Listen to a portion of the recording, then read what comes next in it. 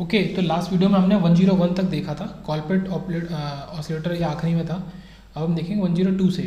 तो यहाँ पे क्या बात कर रहा है कि sum of the physical and functional advantages of OFC optical fibre communication के कुछ फिजिकल और फंक्शनल एडवांटेजेस हैं mention here. Select the option which tells about the functional advantage of optical. ठीक है, फंक्शनल एडवांटेज हमें बताना है कि कौन सा हमें फंक्शनल एडवांटेज बता रहा है। तो 1, 4, 5, 6 तो पहला, चौथा, पाँचवा, छठवां फंक्शनल एडवांटेज बता रहे हैं, इनको पढ़ के देख लेते हैं। तो transmission bandwidth of the optical fibre cable is higher than the metal cable. तो इसकी ट्रांसमिशन बैंडविड्थ हमारी ज़्यादा होती है मेटल केबल से, तो इसका एक एडवांटेज है, फंक्शनल एडवांटेज है। ठीक है, फिजिकल एडवांटेज को हमें नहीं करना है।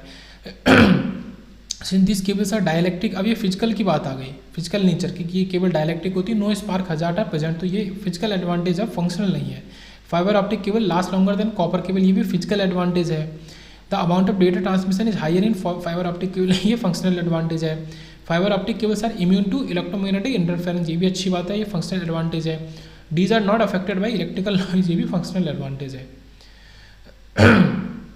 उसके बाद आता है there are various impacts of government policy changes on business and industry. Okay, out of the following option which is not true about the given statement. तो बहुत सारे चेंजेस आ रहे हैं गवर्नमेंट पॉलिसी की वजह से ऑन बिजनेस और industry पे, तो इनमें से कौन सा सही नहीं है वो हमें बताना है। मतलब इन गवर्नमेंट पॉलिसी का इम्पैक्ट पड़ रहा है बहुत, तो कौन सा नहीं है। तो rapidly changing technological environment create tough challenges before smaller firm, तो ये चैलेंजेस हैं हमारे। ओके, एक impact, government is making this policy only to attract votes, तो ये चीज़ नहीं है। ठीक है, ऐसा हम कह नहीं सकते, तो फिर ये तो डायरेक्ट यहीं पे ऑप्शन ठीक हो जाएगा। ऐसा कभी कह ही नहीं सकते कि गवर्नमेंट कोई चीज़ वोट्स को अटैक करने के लिए कर रही है, मतलब ऑन पेपर हम ऐसा नहीं कह सकते। तो ये हमारा ऑप्शन ए यहाँ पे नॉट ट्रू उन्होंने पूछा था, तो ये हमारा नॉट ट्रू है। उसके बाद आता है 104 में कि ये लिसाजस फिगर्स बनाए हैं, ठीक है, CRO की मदद से। तो on the vertical deflection voltage graph हमने बनाया, तो इसमें से इन्होंने पूछा है कि मैच करना है किसका क्या है। ओके, तो हमारा 4 का 1 है, मतलब ये जो आपका ये 0 पे 0 नहीं था, तो ये इसका ये है। ठीक है, सॉरी 4 का 1 नहीं, कुछ तो प्रॉपर्टीज मैच होनी चाहिए ना। आपका 1 का C है, मतलब ये आपका 0 से शुरू हो रहा है, तो ये 0 से शुरू होगा, है ना, ये 0 0 से, ये मैच करो। फिर ये ऐसे बढ़ रहा है, तो ये आपका 1 का तो C हो गया। ठीक है, 1 का C हो गया, 2 का A हो गया आपका। ठीक है, अब यहाँ पे क्या हुआ कि ये तो 0 से शुरू हो रहा था, तो वो तो इससे परफेक्ट मैच हो गया। अब देखो और यहाँ पे क्या डिफरेंसेस हैं, बाकी तीनों में लगभग ये सर्कुलर टाइप के फिगर बने, एक कंप्लीट आपका सर्किल है। तो देखो ये आपका एकदम, ये जो ग्राफ होता है, ये जो 0 से शुरू है, इसका क्या है, अपोजिट है। ओके, ये बोल सकते हैं कॉस का ग्राफ है, ये साइन का ग्राफ है। मतलब ये 0 उस पर ये हाई वैल्यू है, और जहाँ पे ये हाई है उस जगह ये 0 वैल्यू दे रहा है। तो एक ये आ गया, तो ये बिल्कुल भी मतलब क्या है कि ये क्या बोलेंगे कि डिस्ट्रैक्टेड ग्राफ नहीं बनेगा। ओके, ये और ये वाले डिस्ट्रैक्टेड ग्राफ है, मतलब ये कंप्लीट एकदम यूनिफॉर्म नहीं है, तो डिस्ट्रैक्टेड नहीं बनाना है। तो ये आपका जो सर्किल है ये किसका बनेगा, ये इसका बनेगा, तो 3 का D हो गया। ओके, तो ये जो आपका कॉस वाला है, इसके लिए आप लिसाजस फिगर में सर्किल बनाएंगे परफेक्ट, और साइन वाले के लिए ऐसी स्ट्रेट लाइन बनाएंगे। अब आपका बचा कि 2 का A है, तो ये जो आपका ग्राफ है, जो ये थोड़ा ऊपर से शुरू हो रहा है, तो ये सर्किल की तरह होगा, बट ये आपका थोड़ा ऐसे स्लैंटेड टाइप का सर्किल बनेगा, दबा हुआ सर्किल। तो 2 का आपका A हो गया, और क्या बचा आपका लिसाजस फिगर, आपका D4 बचा, तो 4 का आपका क्या हो गया, B हो जाएगा। इसमें क्या है, ये कुछ इसी की तरह 2 की तरह है, पर ये थोड़ा नीचे से शुरू हो रहा है।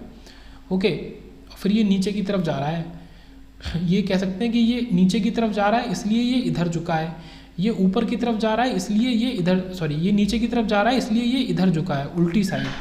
और ये वाला आपका ऊपर की तरफ जा रहा था, ये वाला ग्राफ A वाला, इसलिए ये आपका ये 2 है ना, ये इस साइड झुका है। तो ये है इस तरीके से साइन कॉस वाले, और ये सारे अलग अलग लिसाजस फिगर बनाए। उसके बाद यहाँ पे आता है define the status of peace blue. ठीक है, इसको छोड़ देते हैं। उसके बाद आते हैं 106 पे, यहाँ पे बता रहा है कि ये किस चीज़ का फिगर है, हमें ये बताना है।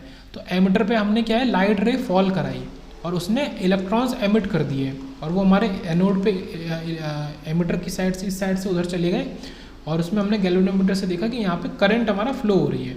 तो लाइट एमिट कराने से हमारे इलेक्ट्रॉन आ जाए, ऐसा कहाँ होता है, ऐसा हमारा फोटो इलेक्ट्रिक एमिशन में होता है। एट द सेम टाइम अगर हम बात करें थर्मोआयनिक, जो हमने पहले पढ़ा था, तो हीट के एमिट कराने से हमारा इलेक्ट्रॉन निकलते थे। शॉर्ट की एमिशन हमारा अलग है, जिसमें शॉर्ट की डायोड में हम मेटल लेते हैं एक तरफ, फोटो एक्साइटेड भी नहीं है, ये फोटो इलेक्ट्रिक एमिशन है एक तरीके से। ओके, नेक्स्ट आता है 107। यहाँ पे क्या कह रहा है कि dash exhibit a regenerative switching characteristic. तो किसके पास, तो थायरिस्टर्स के पास। जो हमारा टेम्परेचर, ये क्या होता है, टेम्परेचर डिपेंडेंट रजिस्टर, ये क्वेश्चन पहले भी आ चुका है, टेम्परेचर डिपेंडेंट रजिस्टर, इनके पास रीजनरेटिव स्विचिंग कैपेसिटी कैरेक्टरिस्टिक होती है, ठीक है, थायरिस्टर्स के पास, से याद रखेंगे। उसके बाद आता है हमारा study the given input signal and match the columns. तो यहाँ पे इनपुट सिग्नल से हमें, तो इसमें से हमारा पल्स एम्पलीट्यूड मॉड्यूलेशन कौन सा है, तो वो हमारा ये है, ठीक है। तो एम्पलीट्यूड के हिसाब से हम पल्स को मॉड्यूलेट करें। देखो ये अलग अलग पल्स है, इनका, इसका एम्पलीट्यूड अलग है, इसका अलग है, तो जो ग्राफ का एम्पलीट्यूड है उसके हिसाब से, तो ये हमारा एम्पलीट्यूड वाला हो गया, एक पोजीशन वाला हो गया हमारा, और एक विद वाला हो गया। देखो यहाँ साफ दिख रहा है कि विद को चेंज किया जा रहा है, यहाँ पे दिख ही रहा है कि विद अलग अलग है, तो ये विद वाला हो गया। और ये क्या है कि यही पल्स है, बट ये देखो अलग अलग पोजीशन पे है हर बार। देखो ये बिल्कुल एंड के पास आ गया इस तरीके से, ये स्टार्ट के पास है, तो ये पोजीशन, तो ये एम्पलीट्यूड, पोजीशन और विद के हिसाब से जो पल्स को हमने चेंज किया है, तो उसका ये बढ़िया क्वेश्चन है, मैच करना है ग्राफ को। उसके बाद आता है 109 कि यहाँ पे दो अलग अलग, एक अजर्सन है एक रीज़न है, तो हमें बताना है कि दोनों सही हैं या गलत हैं, फिर जो रीज़न है वो अजर्सन का हमारा सही एक्सप्लेनेशन है या नहीं। तो whenever we measure an electrical signal there are chances of over current which leads to overheating of the meter. In such cases the meter can be protected by using the semiconductor diode of suitable rating. मतलब ये कह रहा है कि जब भी हम current को नापते हैं तो ओवर करंट की वजह से हीटिंग हो जाती है, और हीटिंग से वो नुकसान हो सकता है ओवर हीटिंग की वजह से। तो हम उसको बचाने के लिए मीटर को हम क्या लगाते हैं, एक सूटेबल डायोड लगाते हैं। As soon as the diode is short circuited. तो इसका रीज़न क्या है कि जैसे ही हमारा, अब देखो पहले डायोड लगा दिया तो पहले डायोड शॉर्ट सर्किट हो जाएगा, और डायोड किसकी तरह काम करता है, एक स्विच की तरह काम करता है। तो जब तक डायोड अलाउ नहीं करेगा करंट आगे नहीं जाएगी। तो मान लो कि यहाँ मीटर लगा है, अगर करंट पहले ओवर आ गई तो डायोड हमारा शॉर्ट सर्किट हो जाएगा, तो ये ओपन हो जाएगा, तो फिर मीटर में जाएगा नहीं, तो मीटर हमारा बच जाएगा, डायोड भले ही फूक जाए। तो यही काम हमने यहाँ पे किया है ना। As soon as the diode is short circuited the meter current is diverted through the diode, as a result the meter is being protected. ठीक है, तो बिल्कुल सही है कि अजर्सन भी ठीक है और रीज़न भी ठीक है आपका। उसके बाद नेक्स्ट आते हैं कि Rita attended the workshop arrange by the energy department to emphasise on effective use of electrical energy while using kitchen appliances. तो किचन अप्लायंसेस को यूज़ करते वक्त कि हम इलेक्ट्रिकल एनर्जी को इफेक्टिवली यूज़ करें, उस पर उसने एक वर्कशॉप अटेंड करी, एक लड़की है रीता। Some of the points are listed here. तो कुछ पॉइंट यहाँ लिखे, तो इनअप्रोप्रिएट ऑप्शन हमें बताना है। ओके, मतलब क्या है कि वहाँ पे जो बात हुई उनमें से कौन से पॉइंट ठीक है नहीं है वो हमें बताने। तो keep the microwave off when not in use, हाँ ये चीज़ वो लोग बताएंगे। Use hand blender instead of electric blender, ठीक है, इन दोनों से इलेक्ट्रिसिटी बच रही है। Use gas stove to heat water instead of electric kettle, तो गैस स्टोव को यूज करो, इलेक्ट्रिक केटल को यूज मत करो। ओके, ये सब तो समझ में आता है, पर soak the food before ahead of cooking, वो ये क्यों बताएंगे, कोई कुकिंग क्लास थोड़ी चल रही है ना। तो ये पॉइंट से हमारा बिजली थोड़ी बचेगी कोई, तो ये हमारा ऑप्शन ठीक हो गया। उसके बाद नेक्स्ट आगे चलते हैं। तो यहाँ पे अलग अलग सैटेलाइट्स की बात हुई है कि with the reference to the given figure 4 type of satellite जो हैं वो हमें बतानी है। तो ये कौन कौन सी हैं, तो ABCD हमें बतानी है लाइन से। तो ये हमारा क्या है कि इसकी ऑर्बिट हमारा सेम एक स्टेशनरी ऑर्बिट है और काफ़ी दूर है अर्थ के। तो ये जो A वाली है ये हमारी जियो स्टेशनरी ऑर्बिट, तो GEO वाली सैटेलाइट है हमारी। ओके, बी वाला और उससे कम हुआ तो ये मीडियम वाली हो गई, MEO वाली हो गई। देखो देख के समझ में आ रहा है। फिर सी वाली और कम आई, बट ये हमारा इसकी ऑर्बिट थोड़ी अलग तरीके की है, तो ये हमारी HEO टाइप की सैटेलाइट है। और सबसे पास जो हमारी है वो है D है, ठीक है, ये सबसे पास है, तो ये हमारी LEO सैटेलाइट हो गई। देखो सबसे दूर वाली आपका GEO हो गई, फिर हमारा उसकी मिडिल हो गई, फिर सबसे कम वाली LEO हो गई, और जो थोड़ी सी डिस्प्लेस्ड वाली सैटेलाइट है, थोड़ी अलग तरीके का, जिसका ऑर्बिट अलग है, ये अर्थ है ये ऑर्बिट है, तो वो आपका HEO हो गई। ओके, तो ये आपकी HEO सैटेलाइट हो गई। उसके बाद आता है कि which of the following microphones work on the generator principle. तो जनरेटर के प्रिंसिपल पे काम करते हैं। तो मूविंग कॉयल माइक्रोफोन जो होते हैं हमारे, मूविंग कॉयल माइक्रोफोन्स, तो वो हमारा जनरेटर के प्रिंसिपल पे काम करते हैं, ये याद रखने वाली बात है। उसके बाद ये कह रहा है कि एक्सीलरोमीटर के डेटा के पास FFH है, उसमें उसने 01HS मतलब हेक्साडेसिमल, तो FF में 01 ऐड कर दिया। ओके, तो वो क्या बनाएगा वो हमें बता, determine the state of carry Z and sign flag. यहाँ पे कैरी हमारा 1 हो जाएगा, क्योंकि एफ एफ क्या है, एफ एफ अपने आप में 1 1 1 1 1 1 1 है। तो जब आप इसमें ये 0 1 कर रहे हो, मतलब 0 0 0 0 और 1 मतलब 0 0 0 1, तो ये क्या हो जाएगा, ये कैरी बना देगा। उसके बाद से ओके, ये 1 1 0 बनाएगा और कैरी बना देगा, फिर ये 1 1 भी 0 बनाएगा कैरी, तो कैरी प्रोपोगेट होता जाएगा आखिरी तक, और आखिरी में आपको कैरी तो मिल रहा ही है। तो देखो ये कैरी नहीं मिल रहा, ये गलत है, ये भी गलत है, ऑप्शन 4 और 2 बचा। तो कैरी तो मिल रहा है बट यहाँ पे इनको जोड़ेंगे तो आपको साइन कौन सा मिलेगा, आपको 0 मिलेगा, क्योंकि ये पॉजिटिव वैल्यू देगा। तो आपका ये साइन फ्लैग भी, एस भी तो 0 होना चाहिए। देखो यहाँ पे क्या है, एस आपका 1 कर दिया गया है, इसमें भी, अच्छा इसमें भी एस 0 है, पर जो जेड है हमारा, जो इसकी वैल्यू है वो हमारी क्या मिलेगी, 1 मिलेगी। ओके, तो यहाँ पे z हमारा 0 फ्लैग ये है कि ये 1 मिलना चाहिए, ये साइन है और ये कैरी है। तो ये चीज़ हमें पूरी यहाँ पे देखनी पड़ेगी। ये मतलब है कि ऑप्शन में आपका ये पूरा 0 मिल रहा है, ये मतलब है, मतलब समझो बात को। मैं फिर से चलो डिटेल में बोलता हूँ। एक आपका कैरी फ्लैग है, एक 0 फ्लैग है, एक साइन फ्लैग है। साइन तो आपका क्योंकि पॉजिटिव है तो 0 मिलना चाहिए, कैरी आपको मिलना चाहिए, ये मिल रहा है। तो देखो इनको मैच करोगे तो ये केवल आपका कहाँ मैच होगा, इसमें कैरी 1 है और इसमें साइन 0 है, इसमें कैरी 1 है साइन 0 है, बाकी दो तो गलत हो गए ये, ठीक है। अब बचा क्या आपका 0 फ्लैग। 0 फ्लैग तब हाई होता है जब आपका आंसर 0 मिले। तो जब आप इसमें एफ एफ में 0 1 को जोड़ोगे तो आपका पूरा आंसर 0 ही बन जाएगा, केवल कैरी में 1 मिलेगा। तो ये आपका क्या दे देगा, 0 फ्लैग इसलिए हाई हो जाएगा। तो देखो ये क्वेश्चन माइक्रो प्रोसेसर का प्रोग्रामिंग का बट आसान क्वेश्चन है, तो इस तरीके से कुछ कुछ क्वेश्चन को कर भी लेना चाहिए। ये कैसे ट्रांसफॉर्मर है इसको देख के पता चला है, प्राइमरी में वाइंडिंग ज़्यादा है, सेकेंडरी में वाइंडिंग कम है, तो ये आपका स्टेप डाउन ट्रांसफॉर्मर है। ओके, और ये रेक्टिफायर तो है नहीं, और अगर रेक्टिफायर बोलते भी तो एक डायोड की वजह से हाफ वेव रेक्टिफायर बोलते, जो कि ऑप्शन में नहीं है, लेकिन उसके लिए हमारी वाइंडिंग की रेशियो बराबर होनी चाहिए तब रेक्टिफायर बनेगा। ये तो उस तरीके का क्वेश्चन है, ठीक है, ये तो ईजी होगा, इसको छोड़ देते हैं। यहाँ पे क्या कह रहा है इस फिगर का, मैं वो बताना है। देखो ये क्या जाएगा सी बार, ये जाएगा बी, तो ये क्या हो जाएगा बी बार प्लस सी, और इसमें ए हो जाएगा एंड, तो ये ए इंटू बी बार प्लस सी, तो ये इसमें आ जाएगा, सॉरी उल्टा बोल दिया मैंने, ये सी बार है ना, बी है तो बी प्लस सी बार है ना, बी प्लस सी बार, तो देखो इसमें आ रहा है A into B plus C बार।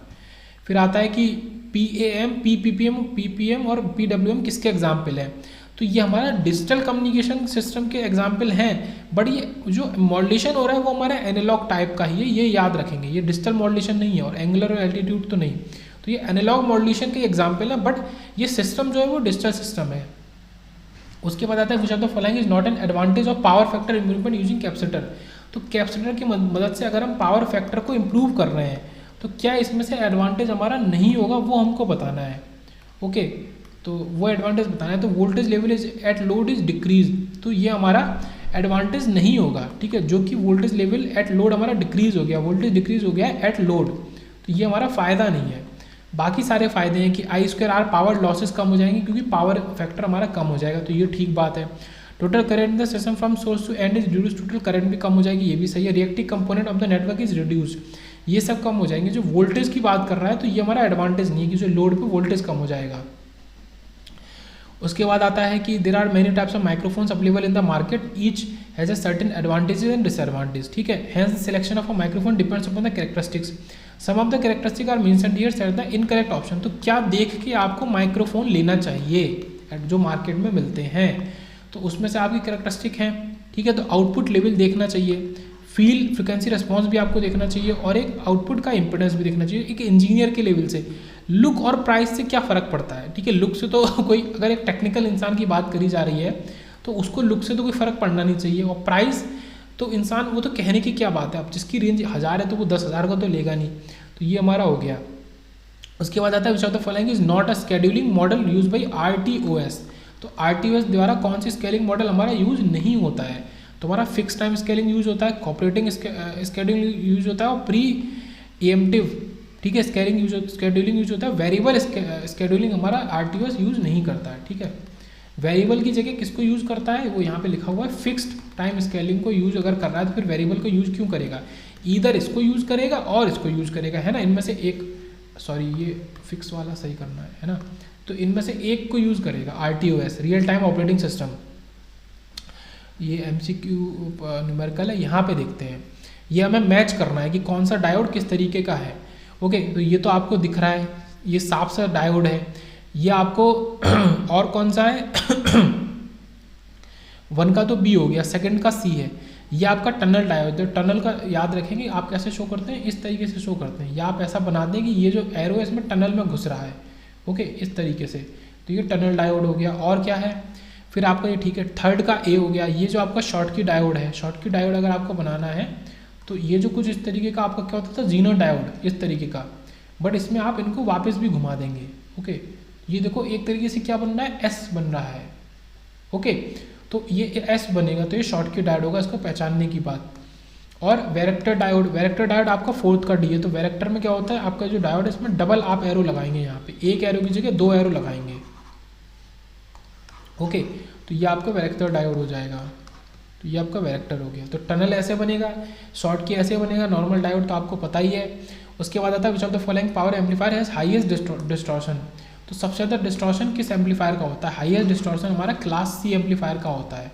और इसके संग क्या बात है कि हाईएस्ट हमारा एफिशिएंसी भी क्लास C की ही होती है, ये भी याद रखेंगे। और डिस्टॉर्शन भी उसी में ज़्यादा होगा। उसके बाद ये तो सिंपल क्वेश्चन है कि PT = PC और 1 + m²/2 ये फॉर्मूला हमारा होता है। यहाँ पे वो कह रहा है कि भाई कैरी 500 वाट कैरियर है, ठीक है, PC उसने 500 वाट दे दिया और मॉड्यूलेशन 80% हो रहा है, मतलब 0.8 वैल्यू हो जाएगी। तो ये क्या हो जाएगा, PT = 500 और इंटू 1 + 0.8 का स्क्वायर कितना दे देगा, 0.64/2। तो ये क्या दे देगा, 1.32 × 500, ये दे देगा 132 × 5, ये दे देगा 5 × 10 5 × 15 5 1 660 वाट। ठीक है, ये आंसर आ गया। तो इस तरीके से डायरेक्ट फॉर्मूले पे, अच्छा इस फॉर्मूले पे मैं कहूँगा कि लगभग हर पेपर में एक क्वेश्चन तो जरूर पूछ ही लेता है। उसके बाद आता है कि which type of noise is produce in a microwave table. ठीक है, माइक्रोवेव टेबल में कौन सी नॉइज हमारा प्रोड्यूस हो रही है, due to random nature of emission and electron flow. Electron flow और रैंडम नेचर ऑफ एमिशन की वजह से आपका माइक्रोवेव टेबल में शॉर्ट नॉइज प्रोड्यूस होती है, ये याद रखेंगे। ओके, इसी को हम थर्मल नॉइज भी बोल देते हैं।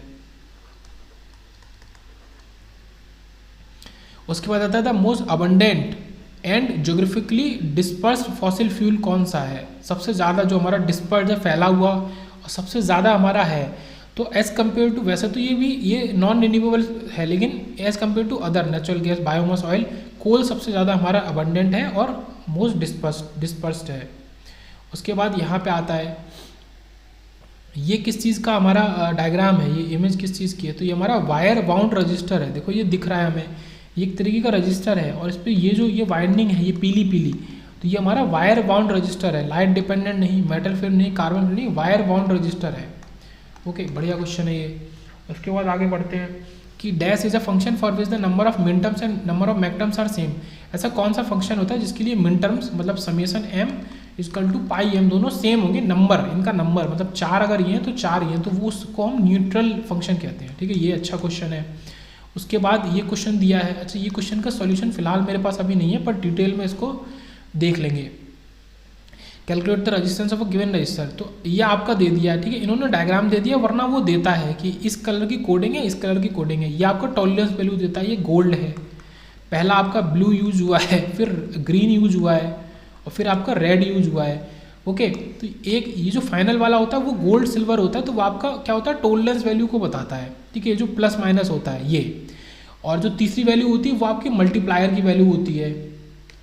ओके, जैसे रेड यहाँ पे है वो मल्टीप्लायर की वैल्यू है, और शुरू की 2 उनसे आप फाइनल वैल्यू निकालते हैं। ओके, तो देखो जैसे ये टेबल है, एक ब्लैक, ब्राउन, रेड, ऑरेंज, यहाँ से शुरू होता है, yellow, green, blue, violet, grey, तो इस तरीके से है। ओके, तो ये 2 सिग्निफिकेंट वैल्यूज होती हैं शुरू की। ये तीसरा जो कॉलम है ये इसलिए है कि अगर third digit only for 5 and 6 band, अगर 5 या 6 बैंड का आपका है, जैसे ये तो 4 बैंड का ही, इसमें 4 ही वो हैं, तो जो मैंने बोला उसी तरीके से होगा। शुरू की जो 2 वैल्यू हैं वो आपको वैल्यू देंगे उस रजिस्टर की। तीसरी जो आपका कलर है वो आपको मल्टीप्लायर बताएगा, कितना हमने मल्टीप्लाई, किस ऑर्डर का हमारा ये रजिस्टर ये है। और जो चौथी वैल्यू है वो टॉलरेंस बताती है। ये ±5% होती है गोल्ड के लिए और +-10 होती है आपकी सिल्वर के लिए। ओके, तो यहाँ पे हम देखते हैं हमारे क्या थे, हमारा ब्लू और ग्रीन था, फिर हमारा रेड था। देखो ब्लू क्या है आपका 6 और ग्रीन क्या है 5, तो इसके लिए वैल्यू 6 है, इसके लिए ग्रीन के लिए 5 वैल्यू है। तो देखो यहाँ पे यही करना है, ब्लू ग्रीन के लिए हमें वैल्यू ले लेनी है, ये हमने वैल्यू ले ली, तो ये इसके लिए क्या हो गई 65। चलो ठीक है 65 हो गई, इनटू मल्टीप्लायर लगाना है और गोल्ड की वजह से आपका 5 ±5% आ गया। अब देखो यहाँ पे +5 है, ये -5 है, तो ये तो गलत होगा, इनका तो मतलब ही नहीं है, फिर इसमें टॉलरेंस वैल्यू नहीं, ये पूरी तरह गलत है। तो ऑप्शन अगर वैसे देखा जाए तो बिना सॉल्व करे भी ये हमारा ठीक होगा। ठीक है, ये आंसर है, ये तो 1 2 3 4 है 65 इंटू, अब यहाँ पे जो रेड कलर है उसकी वैल्यू 100 ऑर्डर की होती है, 10 की पावर 2। ओके, तो अगर हम 65 यूज़ कर रहे हैं तो इसमें 100 मल्टीप्लाई होगा, या फिर 65 इंटू 10 की पावर 2 ऑर्डर का ओम। अब गलती है या जो भी बोलो, यहाँ पे माइनस उन्होंने लगा दिया, जबकि माइनस नहीं आना चाहिए। तो ये 65 इंटू 10 की पावर 2 और ±5%, ये इस रजिस्टर की वैल्यू आपकी हो जाएगी। ओके, ये टेबल में दिखा देता हूँ, इसको पॉज करके आप देख भी सकते हैं। अब आगे बढ़ते हैं, यहाँ पे क्या कह रहा है, which of the following is not a requirement of hi-fi system. Hi-fi system की कौन सी रिक्वायरमेंट हमारी नहीं है? तो सिग्नल टू नॉइज रेशियो हमारा बेटर होना चाहिए, ठीक है, 50 dB से ज़्यादा होना चाहिए आपका SNR। तो ये हाई-फाई सिस्टम की रिक्वायरमेंट है एक। फिर stereophonic effect should be provided. Stereophonic मतलब स्टीरियो, जो हाई-फाई स्पीकर स्टीरियो टाइप के होते हैं ना, तो यही चीज़ है कि ये इफेक्ट होना चाहिए, तो वो बेटर होंगे हाई-फाई। ठीक है, हाई-फाई के अंदर स्टीरियोफोनिक इफेक्ट होना चाहिए।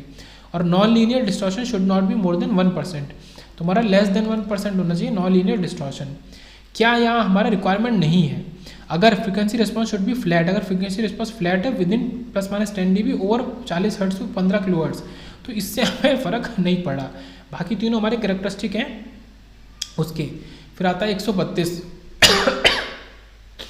कि dash consist of a basically of a microphone, amplifier and speakers. ठीक है, तो पब्लिक एड्रेस सिस्टम में आपका माइक्रोफोन होना जरूरी है, क्योंकि तभी तो आप बोलेंगे, तभी तो आगे जाएगा। तो वो हाई-फाई सिस्टम में जरूरी नहीं माइक्रोफोन हो, थिएटर में भी माइक्रोफोन नहीं होता। तो ये क्या है, communication of intelligence speech to group of people. तो देखिए ऑब्वियस सी बात है, पब्लिक एड्रेस सिस्टम हो गया ये। उसके बाद आता है कि optical fibre wires have replace the copper wire as transmission cable since it has more advantage in the electric cable. ठीक है, OFC की ज़्यादा एडवांटेज है कॉपर वायर या फिर इलेक्ट्रिक केबल से। Out of the following option which one is seen to be a disadvantage rather than the advantage. तो इनमें से कौन सा डिसएडवांटेज है? तो देखो लार्जर ट्रांसमिशन कैपेसिटी, ये तो एक तरीके के अपने आप में एडवांटेज ही है। ईजी एम्पलीफिकेशन भी एडवांटेज है, स्मॉल लॉसेज भी एडवांटेज है। जो डेलिकेट हैंडलिंग है, तो ये तो वैसे भी दिख रहा है कि ये एक डिसएडवांटेज है, और ये हमें पता भी है कि किसका डिसएडवांटेज है, और ऑप्टिकल फाइबर का केबल का डिसएडवांटेज है। तो इसकी हैंडलिंग हमें काफ़ी अच्छी तरीके से करनी आनी चाहिए। फिर आता है KU बैंड। KU बैंड की रेंज होती है 12 से 18 GHz। ओके, तो ये याद कर लेंगे, इंपॉर्टेंट है, पूछा जा सकता है। KU बैंड की 12 से 18 GHz। उसके बाद ये क्वेश्चन आसान है, हमें टोटल वो पूछ रहा है करंट, और ये हमें दे दिया है। तो टोटल रेजिस्टेंस कितना हो जाएगा पैरेलल में 5 और 3, तो 5 और 3 कितना हो जाएगा 5 और 3 पैरेलल में है, तो ये हमारा क्या बना देगा 5 × 3 अपॉन आपका 8, तो ये क्या कर गया 15/8। अब हमारा करंट कितनी आई टोटल, तो टोटल वोल्टेज अपॉन 15/8, 8 ऊपर चला गया, तो 8 एम्पेयर आ गई। तो बहुत ही ईजी क्वेश्चन है ये तो। उसके बाद इसको छोड़ देंगे।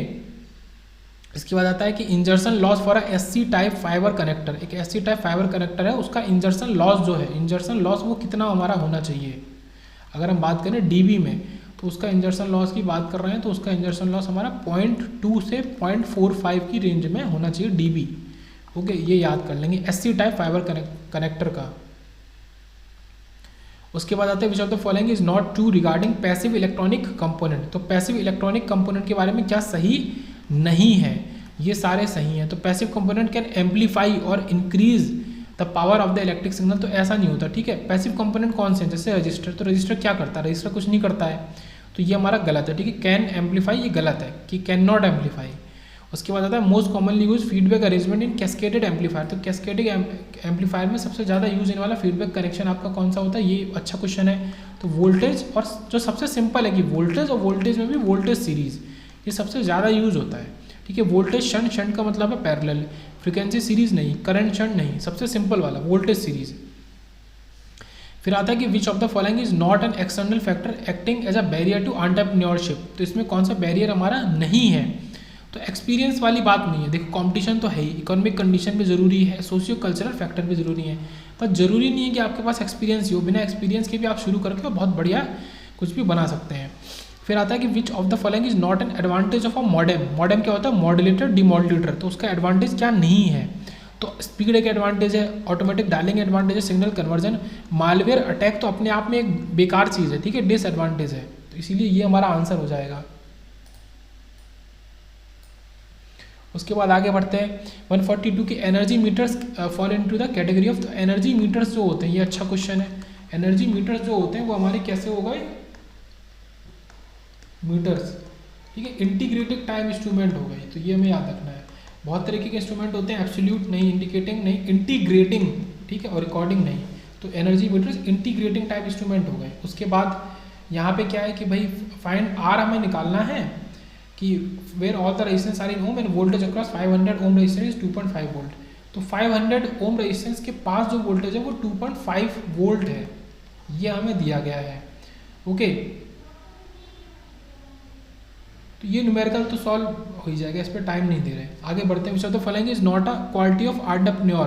तो क्वालिटी हमारी नहीं है। तो रिस्क टेकर होना चाहिए, सेल्फ डिसिप्लिन बहुत ही ज़रूरी चीज़ है, एमिंग फॉर सक्सेस होना चाहिए, फेसिंग सर्टेनिटी। इसकी ज़रूरी नहीं है कि आप हर चीज़ को सर्टेनिटी पे मान के चलो कि मैं ऐसा कर रहा हूँ तो ऐसा होगा, तभी मैं ऐसा करूँगा, तो ये नहीं है। तो ये हो गया। उसके बाद आता है टिपिकल कन्वर्जन एफिशिएंसी ऑफ ट्रैपेट। ये भी अच्छा क्वेश्चन है कि ट्रैपेट की टिपिकल कन्वर्जन एफिशिएंसी कितनी हमारी होनी चाहिए। तो हमारा 20 से 60% के बीच में ट्रैपेट की एफिशिएंसी हमारी होनी चाहिए। तो ये अच्छा क्वेश्चन है। फिर आता है कि dash instrument give the value of measurand in terms of instrument constant and its deflection.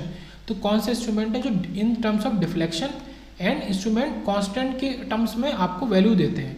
तो आपके एब्सोल्यूट इंस्ट्रूमेंट ऐसा करते हैं। ओके, एब्सोल्यूट इंस्ट्रूमेंट आपको इंस्ट्रूमेंट के कांस्टेंट जो होते हैं उनके टर्म्स में और डिफ्लेक्शन के टर्म में आपको वैल्यू देते हैं। फिर आता है कि इस 8051 हैज, ठीक है, 8051 माइक्रो कंट्रोलर। ये क्या है? माइक्रो कंट्रोलर के पास 21 आपके स्पेशल फंक्शन रजिस्टर होते हैं। तो ये बहुत ही ज़्यादा इंपॉर्टेंट एमसीक्यू है, क्योंकि मतलब डायरेक्ट पूछा जा सकता है। इन तरह के एग्जाम्स में इनकी पसंद ऐसे ही एमसीक्यू होते हैं जो कि वन लाइनर एमसीक्यू होते हैं। तो 21 स्पेशल फंक्शन रजिस्टर होते हैं 8051 के पास। फिर आता है कि dash convert change in temperature of its metallic junction to electrical voltage. तो जितना चेंज इन टेम्परेचर है, मतलब कितना है, जितना हमारा डेल्टा टी है, उसको किस में बना देता है? वोल्टेज में चेंज कर देता है। तो ऐसा कौन करता है? ये याद रखने वाली बात है, थर्मोकपल ऐसा करता है, एक्चुएटर नहीं, थर्मिस्टर नहीं, इलेक्ट्रोमीटर नहीं। तो थर्मोकपल चेंज कर देता है आपका, जितना टेम्परेचर में चेंज है उसको वोल्टेज बना देता है। तो थर्मोकपल। उसके बाद लास्ट के दो हैं 150 क्या कहते हैं? What is the typical range of forward voltage for LED. तो एलईडी के लिए फॉरवर्ड वोल्टेज हमारा कितना होना चाहिए? तो वीएफ की वैल्यू हमारा 1.7 से ज़्यादा और 3.3 तक होना चाहिए। ओके, तो वोल्ट ना कि मिली वोल्ट, वोल्ट में होना चाहिए, मिली वोल्ट नहीं, मिली वोल्ट नहीं, 5 से 12 बहुत ज़्यादा हो गया। तो 1.7 से 3.3 वोल्ट होना चाहिए। लास्ट क्वेश्चन देखते हैं। यहाँ पे क्या कह रहा है कि सिलेक्ट द ऑप्शन, ठीक है, वही टू, ये अर्जर्सन रीजन वाला है। अर्जर्सन क्या है कि avalanche breakdown is reversible while Zener breakdown is not reversible. तो अवलेंच ब्रेकडाउन को हम रिवर्स कर सकते हैं, तो ऐसी बात है ही नहीं, किसी भी ब्रेकडाउन को आप रिवर्स नहीं कर सकते, तो ये गलत हो गया। Avalanche breakdown can be reversible if we put a series resistor in a diode. लेकिन ऐसा कब हो सकता है? जब हम सीरीज रजिस्टर को पुट करें तो। If we put series resistor in a diode, ठीक है, अगर डायोड के संग आप एक सीरीज में रजिस्टर लगा दें तो क्या होगा कि जो इफेक्ट हो रहा था, जो मान लो इसके थ्रू करंट जा रही थी, उससे जो इफेक्ट हो रहा था, पर इसमें रजिस्टर लग गया सीरीज में, तो इफेक्ट पलट जाएगा। तो ऐसा हो सकता है, वरना ऐसा नहीं हो सकता। तो इसलिए हमारा ए फॉल्स है, R2 है, केवल स्टेटमेंट 2 है। अब यहाँ पे एक चीज़ हमने सीखी कि अवलेंच ब्रेकडाउन को रिवर्स करने के लिए अगर आप डायोड के सीरीज में एक रजिस्टर लगा दो तो ऐसा हो सकता है।